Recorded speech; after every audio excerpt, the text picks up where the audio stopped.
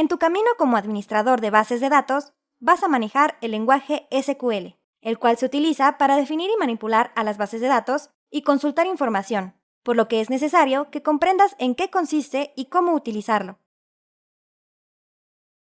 El lenguaje estructurado de consulta, o SQL por sus siglas en inglés, es utilizado para la programación de las bases de datos. Se divide en el lenguaje de definición de datos. Sirve para crear, modificar y borrar una base de datos, tablas y campos. Contiene las siguientes funciones básicas. Create.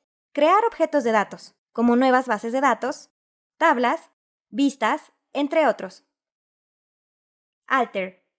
Modificar la estructura de una tabla u objeto. Se pueden agregar, quitar, campos a una tabla, modificar el tipo de campo, etc. Drop. Elimina un objeto de la base de datos. Truncate.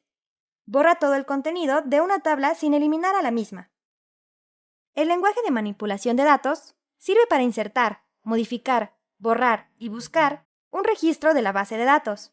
Opera con las siguientes funciones básicas. Insert. Agregar registros a una tabla. Update. Actualizar o modificar registros sin necesidad de borrarlos y volverlos a agregar.